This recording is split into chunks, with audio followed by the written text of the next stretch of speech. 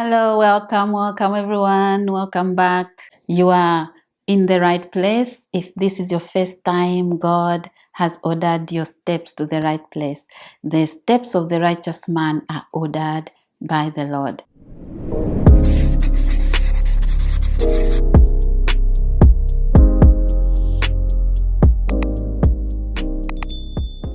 What do you do when your circumstances don't measure up to your faith? I want you to know that you were predestined by God.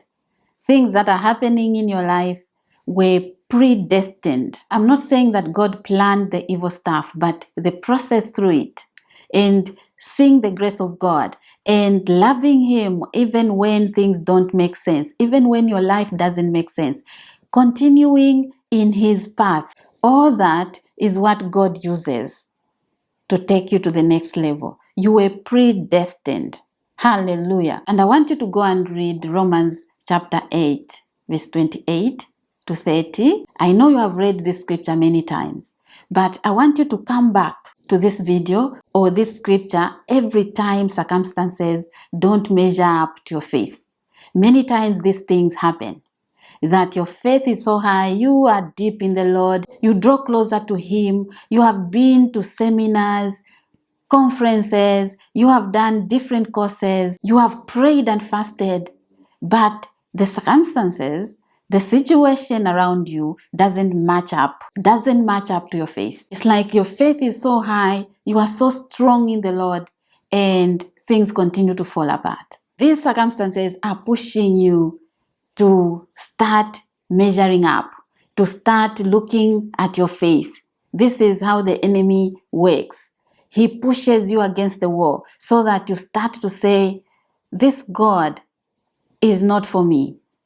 And I want you to know that when something like that happens, it's not time to lower your standards. It's not time to look at your faith and start lowering it. Because what's the point? What's the point of being so faithful and nothing happens? This is something that the enemy may want to use against your faith, against your God, against you. And then you start to use your mouth wrongly. You were predestined.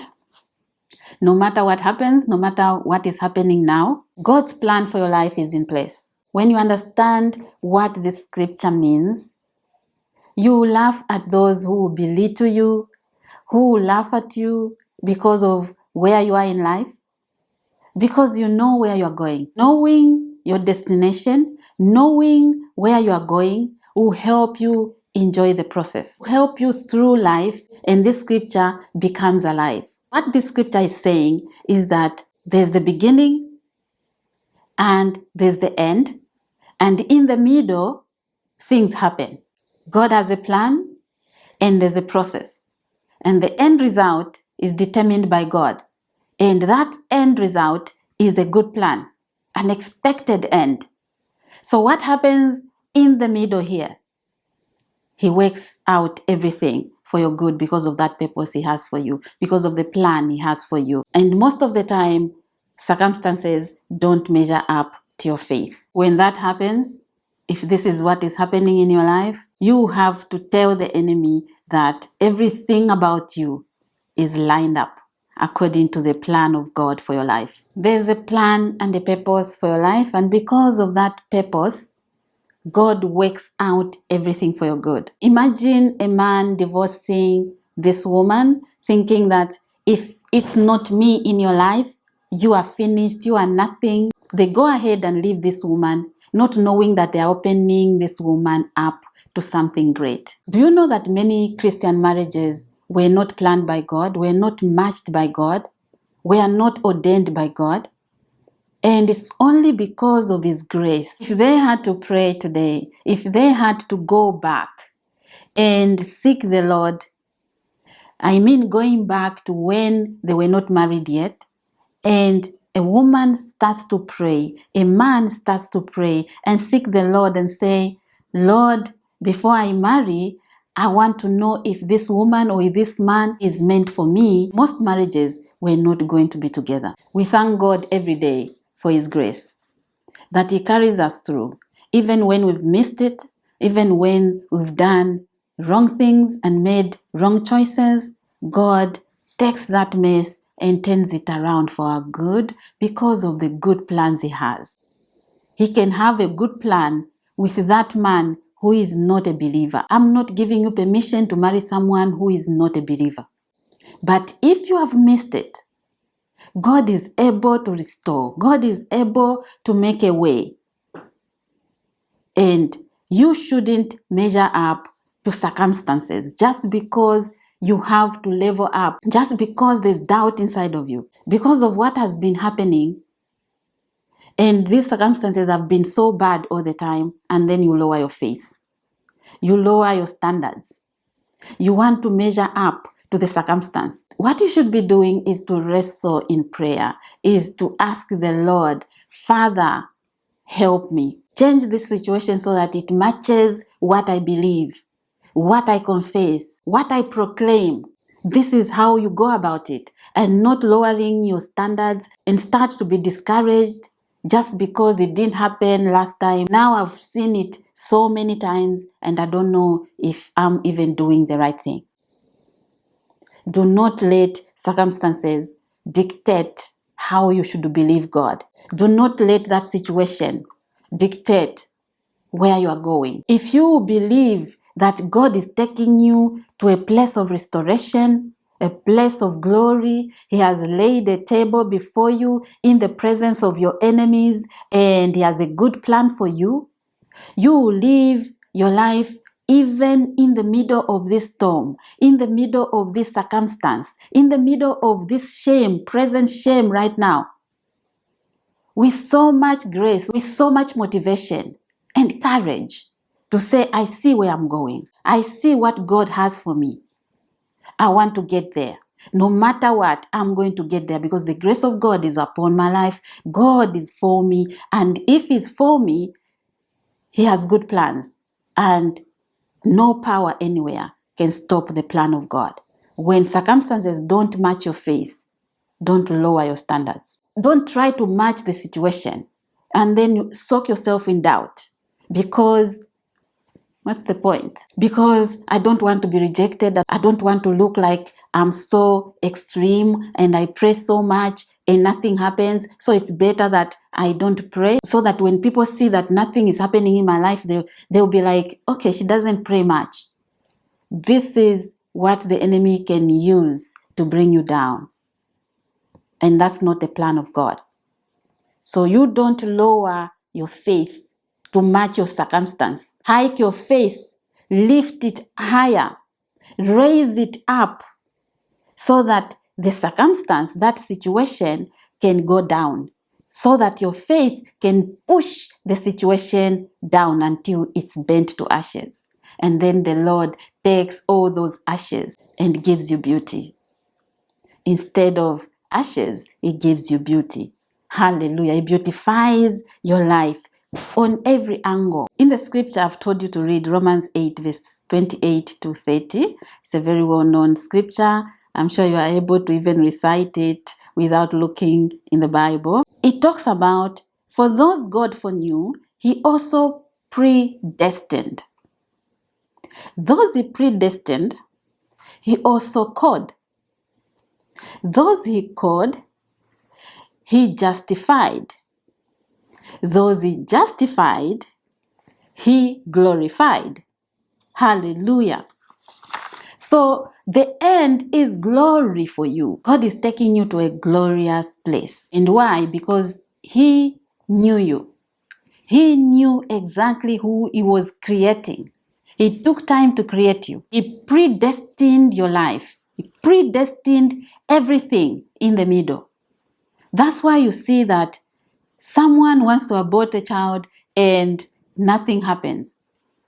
Or the child is abandoned by a father and that child grows up to be great, to be even a president. It's not who is in your life. It's not who brought you to this earth. We thank God for our parents. But God used them to bring you to this earth, and we honor them. But when a human being starts to take the place of God and thinking, if I don't stay in your life, if I don't help you, you have no future.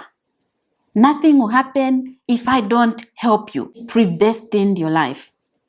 He foreknew you before you were even born. And then he called you. And after calling you, you might think you are not called. You are called into something, into a certain assignment.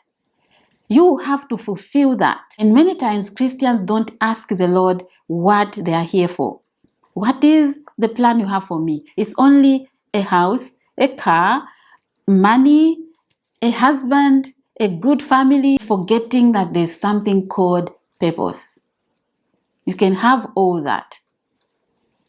But what is your assignment? Do you think God just created you to fill up this earth and be enjoying life, having big cars and a big house and enjoying life, traveling and all that and having money? No, there's a plan and a purpose. You have a place God has for you here on earth. And He says, because He called you, He justified you. You are justified.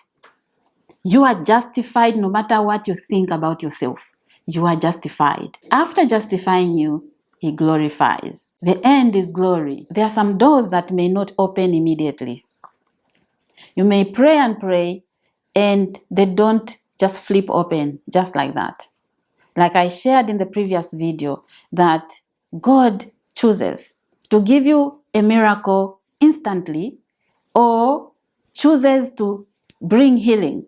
Healing is a process, and in that process, you may be sent to show yourself forth to a priest. You may be instructed to go and give in a certain ministry. The Holy Spirit can instruct you to go and help a widow, or in that process, He can say, "Be still and know that I am God." It can be reaching out to others, those who have the same issue as yours, maybe showing kindness, being close to a certain family. God knows.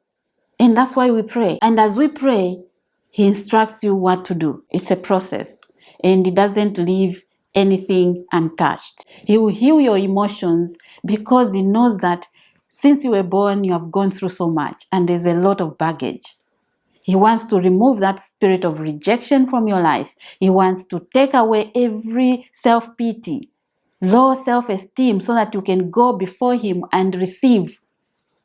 You won't block Him because you didn't have a father and now you are thinking, "Oh, I didn't have a father, I don't even know how to receive from a dad."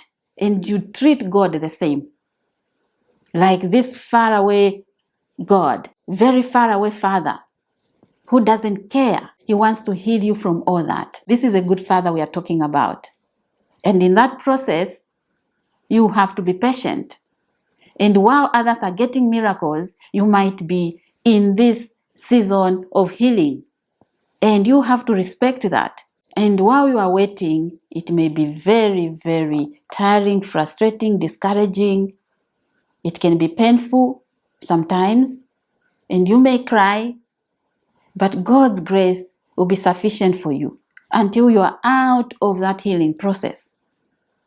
So it's good to understand how God can bring restoration to your life. When situations don't match up to your faith, do not lower your faith to match the situation.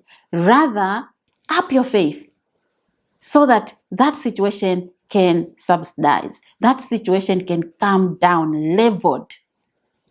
Mountains leveled by the power of the living God. There are doors that if you cannot use the handle properly, you cannot use the handle to open, you can just bang them. Pressure. You use some force. Stay with God. Stay in God. Stay in faith, because all things are working out for you. Good things are ahead. Where you have come from, you can only learn from those mistakes, the situation that didn't work out. You can learn from all that. That is all good. But where you are going is glorified. Glory upon your life. Destiny glorified. Destiny restored. The end result is good for you. God knows your name. He knows everything about you. Do not let your faith fail you.